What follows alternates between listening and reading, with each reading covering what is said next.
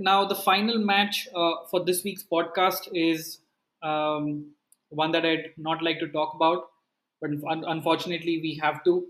Arsenal obviously putting in a very timid display against Tottenham and coming out 2-0 losers. And I'd like to invite my friend come for Karthik onto the podcast. Hey Karthik. Hey Supreet. Hey, dude, tell me something. Last week you wanted to skip to the cities game, right? In the discussion, where would you want to skip this time around? Can we skip directly to the end? I think it was great chatting with you, Karthik. Man, I've been waiting for this for so long. So, what has been the chatter around Spurs fans since that win, and even before the win? What were you? Rather, what did Spurs fans think would happen? Since you involve yourself in a lot of Spurs communities, and what is the post-match reaction? See, I think before the game it was all about the bragging rights, right? So obviously, no, Hmm. form doesn't matter. Where you're standing in the table doesn't Yeah. matter when it comes to the North London derby. It's all about anything can happen in the game, and so some of us were really scared, were really skeptical that the run could come to an end, and Arsenal can be given the current position. They might be a little more resurgent and sort of nick through the points.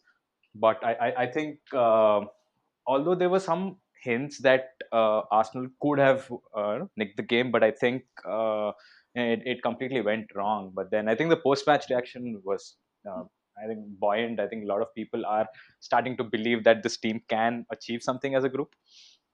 But again, I Yeah. think it's one for the records. I think I've always admired Rosicki's goal. I don't know. I don't remember which season that was. 2014, if I'm not wrong. Hmm. Um, I think yeah, yeah, that's yeah, right. I think yeah. That probably was the best goal in an NLD, and I think there's one to match that, if not beat that. But so Son's goal, I think, has got people raving. Yeah, I think yeah. it's a repetition of everything that we've seen. Mourinho churning out another win. A tactical masterclass, you could say. Kane and Son combining. Højbjerg dropping another excellent performance. So I think things are just starting to repeat themselves. So yeah, I think it's become the new normal for Tottenham. New normal. So, are you saying Tottenham are going to win the league?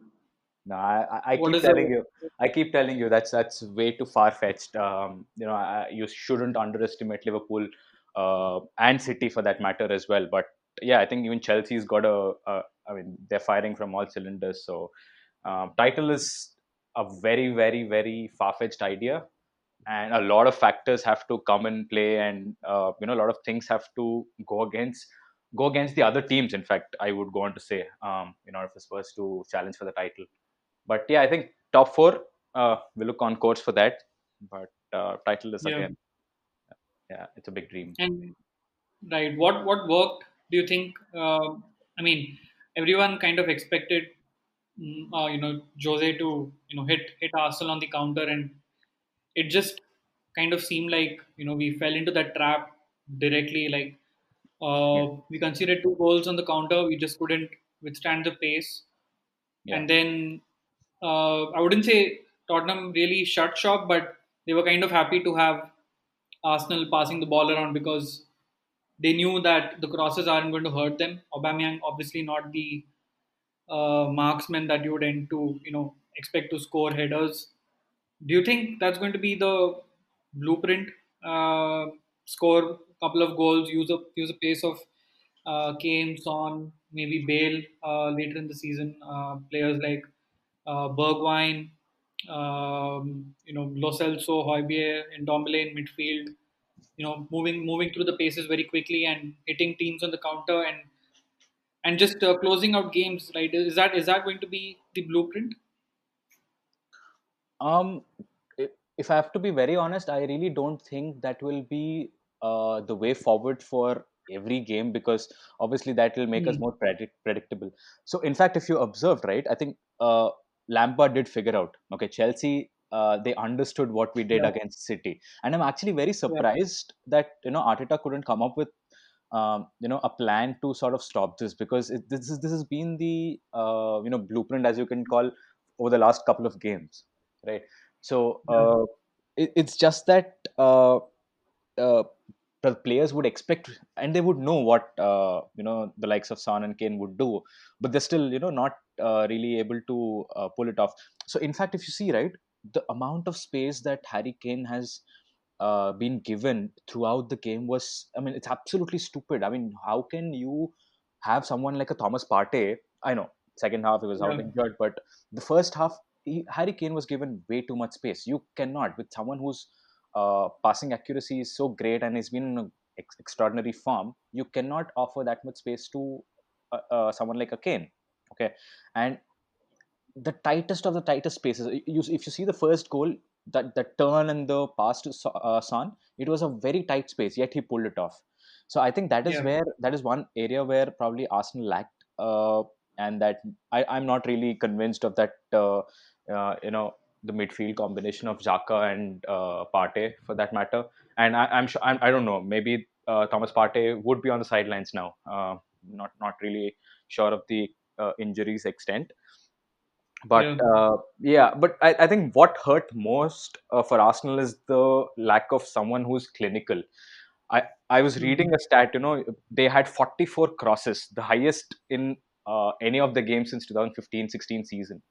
So yeah. it's not that they didn't have the ball. It's like they had the ball, but they didn't know what to do with it. Or probably, Mm, I wouldn't say that Tottenham's defense was extraordinary that they stopped everything. Obviously, if Arsenal were more clinical, I'm sure they must have conjured up at least a chance that would have led to a goal. So yeah, all in all, I'm actually starting to feel for Arteta. So I'm not really sure what's not working. I mean, it looks like he's trying everything, but how long can he hold the dressing room? I think that is going to decide his fate. But more importantly, like we've discussed in the past, they lack creativity. In fact, yesterday's game, I was impressed with this guy Balogun. Man, these guys are doing some extraordinary work. So as a last ditch measure, Arteta should probably just have some more faith and call in on these young guns and see if they can, you know, kickstart Arsenal's season. That's quite interesting, actually. I mean, I've been watching I mean, some of the Europa League games, and not all of them, but I think we've got some definitely got some talented youngsters. I think it's just a case of are we putting them into the first team squad too soon, given Hmm. how physical and how intimidating the Premier League is. Maybe it's wanting to protect those players. Yeah, But overall, yes, I know what you mean, right? Arteta obviously hailed as this big tactical um, masterclass after I mean we defeated Liverpool and after we defeated City and Chelsea, and then Liverpool in the Community Shield. yeah, We kind of emerged as a team that couldn't take lightly, and it suddenly feels like it's all falling apart, right? yeah, Injuries, terrible decisions. I mean, um, I think we rushed Thomas Partey too soon. I don't know yeah. why. I mean, yes, it was an important game, but now he's picked up an injury that's going to keep him out for even longer, right? So I don't know Correct. what the thought process behind that. Um, our style of play, obviously, I touched upon that last week as well.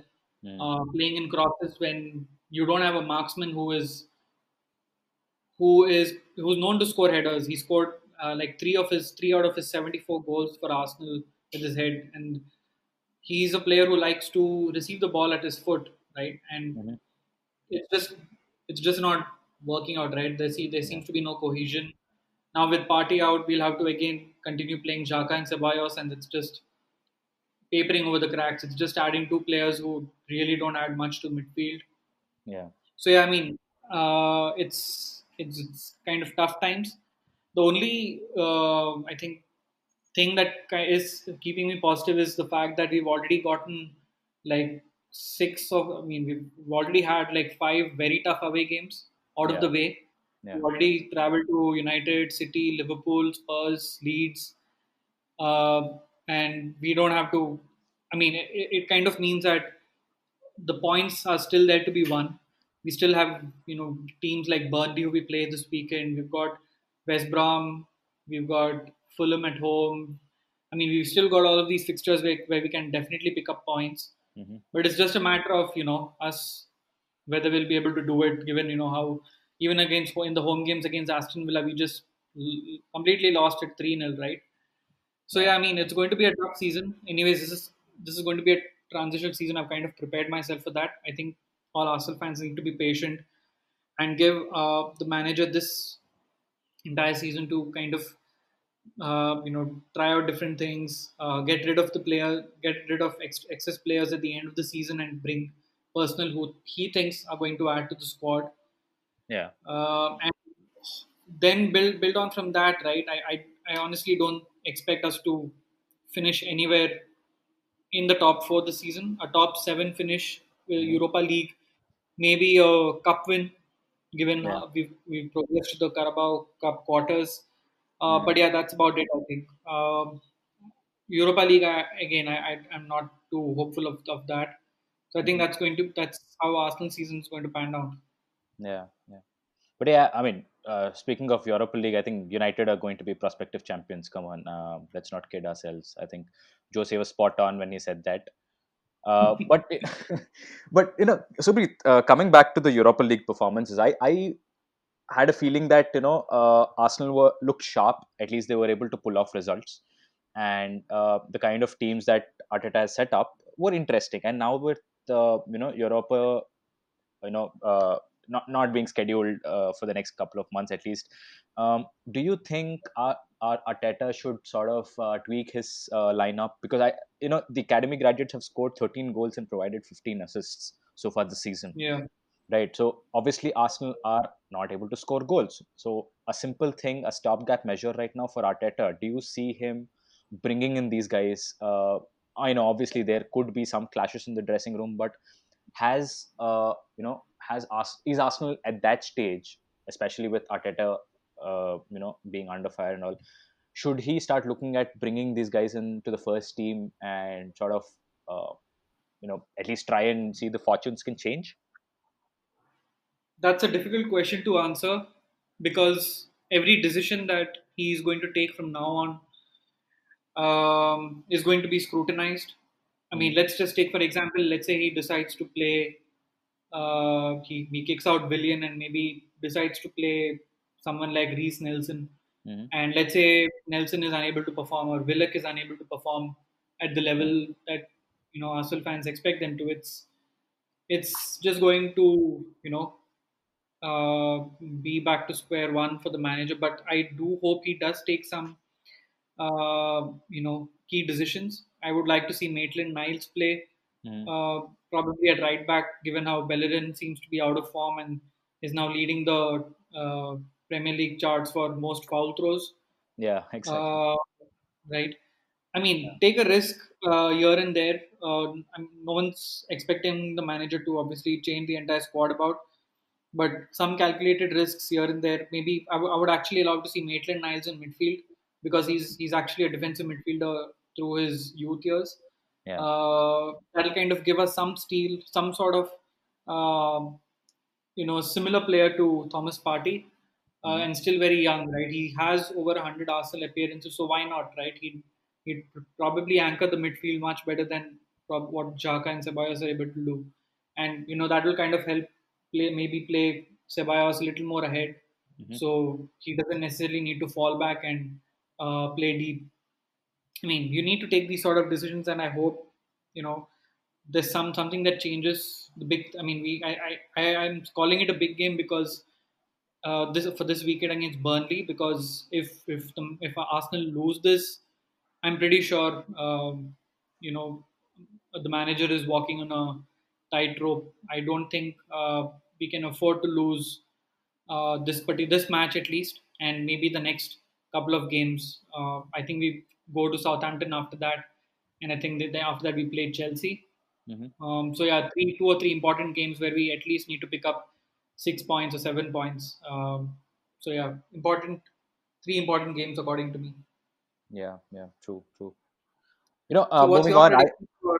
Before we get into that, I would just want your take on this, and see your opinion on this basically. So I'm not sure if you noticed, but all the pundits, I'm not going to take the channel names and all, but they seem to start question Jose Mourinho's style now. Okay, I know over the last 5 years it's always been about the lack of winning games. You know Spurs' style has always been of something of a fan favorite, and Mauricio Pochettino's teams were basically questioned as to why they were not winning games.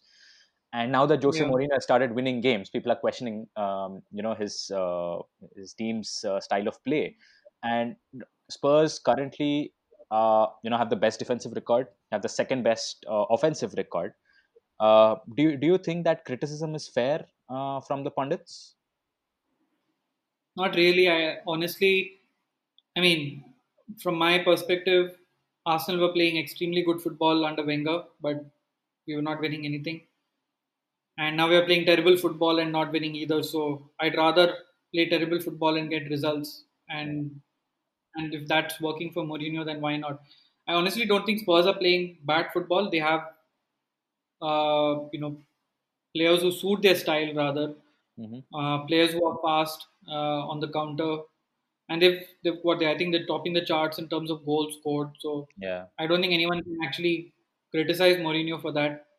And I think he's bought in players of flair as well, right? Bale, Yeah. he's tried to bed in players like Jorge Yeah. in that midfield. So I mean, the criticism is kind of unwarranted as long as he's getting the results. Does Yeah. it? Nothing else matters. It's a results game at the end of the day. Yeah. Yeah. Yeah. Nice. Okay. And one more thing, I know this is, I believe that this is totally blown out of proportion.